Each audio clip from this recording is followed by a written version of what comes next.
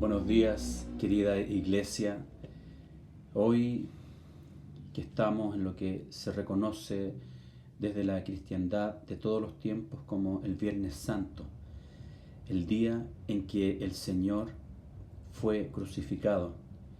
Y esta mañana quiero compartir con ustedes desde la palabra en un mensaje un poquito más extenso para poder ver en detalle aquel momento, cómo sucedió y cuáles fueron las últimas horas de Jesús. Para eso quiero invitarlos a que me acompañen, que podamos ver en el Evangelio de Lucas, capítulo 23, y desde ahí vamos a ver la crucifixión. 23, versículo 26. Crucifixión y muerte de Jesús. Y dice: y llevándole, tomaron a cierto Simón de Cirene, que venía del campo, y le pusieron encima la cruz, para que la llevase tras Jesús. Y le seguía gran multitud del pueblo, y de mujeres que lloraban, y hacían lamentación por él.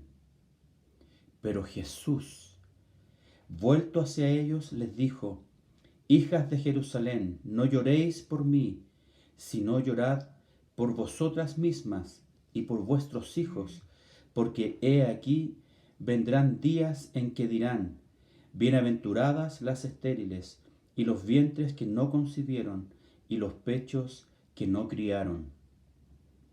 Entonces comenzarán a decir a los montes: caed sobre nosotros, y a los collados: cubridnos, porque si en el árbol verde hacen estas cosas, en el seco, ¿qué no se hará? Llevaban también con él a otros dos que eran malhechores para ser muertos. Y cuando llegaron al lugar llamado de la Calavera, le crucificaron allí, y a los malhechores, uno a la derecha y otro a la izquierda. Jesús decía: Padre, perdónalos, porque no saben lo que hacen. Y repartieron entre sí sus vestidos, echando suertes. Y el pueblo estaba mirando, y aun los gobernantes se burlaban de él, diciendo: a otros salvó, sálvese a sí mismo. Si este es el Cristo, el escogido de Dios. Los soldados también le escarnecían, acercándose y presentándole vinagre, y diciendo: si tú eres el rey de los judíos, sálvate a ti mismo. Había también sobre él un título escrito con letras griegas, latinas y hebreas: este es el rey de los judíos. Y uno de los malhechores que estaban colgados le injuriaba, diciendo: si tú eres el Cristo, sálvate a ti mismo y a nosotros.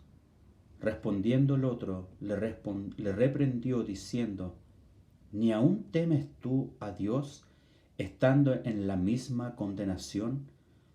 Nosotros, a la verdad, justamente padecemos, porque recibimos lo que merecieron nuestros hechos. Mas éste ningún mal hizo. Y dijo a Jesús: acuérdate de mí cuando vengas en tu reino. Entonces Jesús le dijo: de cierto te digo que hoy estarás conmigo en el paraíso. Cuando era como la hora sexta, hubo tinieblas sobre toda la tierra, hasta la hora novena, y el sol se oscureció, y el velo del templo se rasgó por la mitad.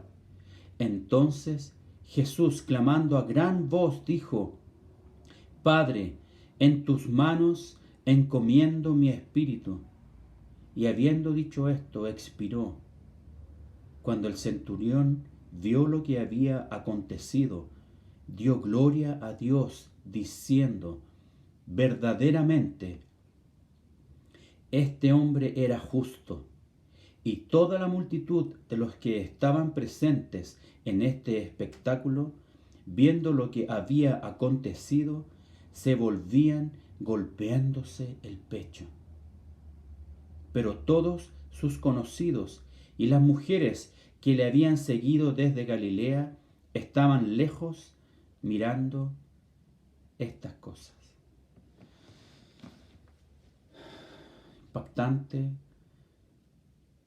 que Jesús le haya hablado a estas mujeres ahí en el versículo 28.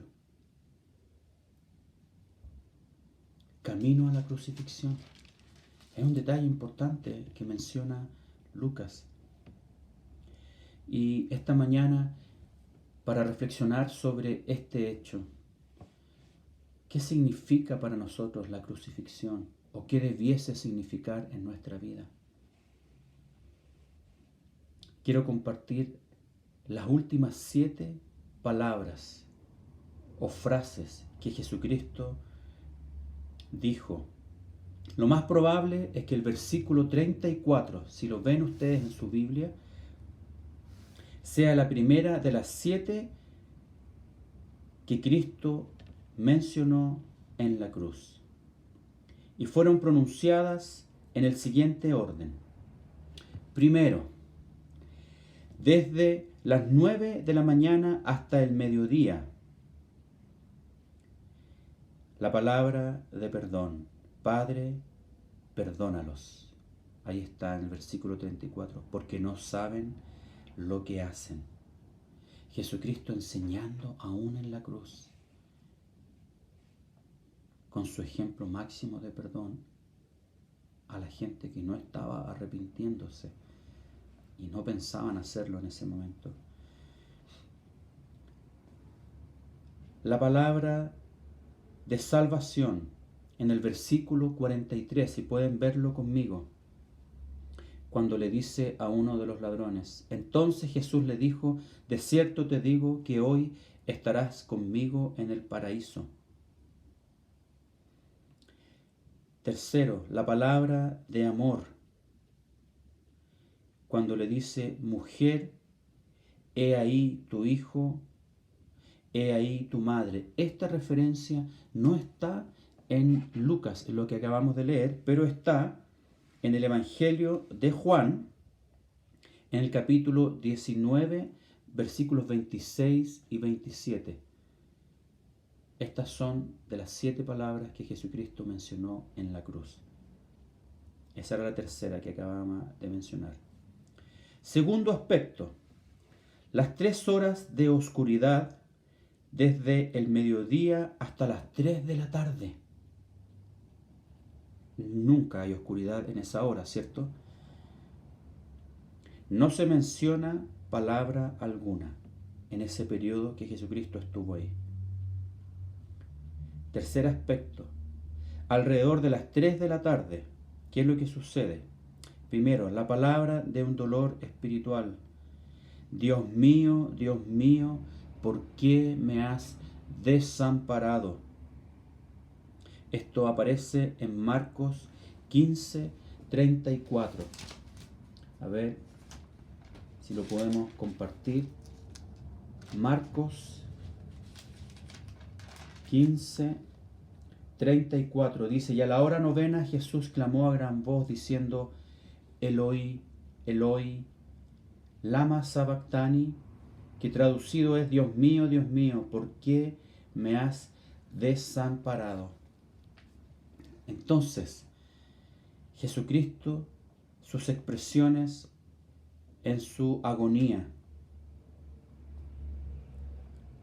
Segundo aspecto en este periodo, la palabra de dolor físico que aparece en Juan 19, 28. San Juan 19, 28. Dice: después de esto, sabiendo Jesús que ya todo estaba consumado, dijo: para que la escritura se cumpliese, tengo sed. Dolor físico, del Señor en sus últimos momentos. También hubo una palabra de victoria que aparece en Juan 19:30, que dice: cuando Jesús hubo tomado el vinagre, dijo: consumado es. Y habiendo inclinado la cabeza, entregó el Espíritu. Un acto de su voluntad. Entrega, consuma aquello para lo cual Él había venido. Iglesia, es necesario reflexionar en esto. Jesucristo, profetizado en el Antiguo Testamento, más de 300 veces, Él nació para morir. Él no vino a otra cosa. Por eso no tuvo casa, por eso no tuvo esposa, por eso no se dedicó sino a revelar el reino de Dios aquí en la tierra. Y la palabra de entrega que aparece en el versículo 46 del pasaje que compartimos recién en Lucas. Padre, en tus manos encomiendo mi espíritu. Y habiendo dicho esto, expiró. Y recién lo compartíamos desde el Evangelio de Juan. Entonces, las últimas 7 expresiones del Señor que reflejan sus últimos momentos. Eso ocurrió un día viernes. Antiguamente, cuando yo era pequeño, el Viernes Santo representaba un tiempo de tranquilidad, que no hubiese sobresalto. La gente hasta hablaba más despacio. En mi casa se respiraba, aunque no eran cristianos, pero se respiraba un ambiente como de recogimiento. Había un respeto por el día, por el recuerdo de lo que eso significaba. Y hoy día es tan triste ver que eso se ha ido perdiendo. Por eso me tomo este tiempo para poder compartir este video con ustedes. Y quisiera ir hacia el final de este video, de este mensaje, en 1 Corintios 1:23.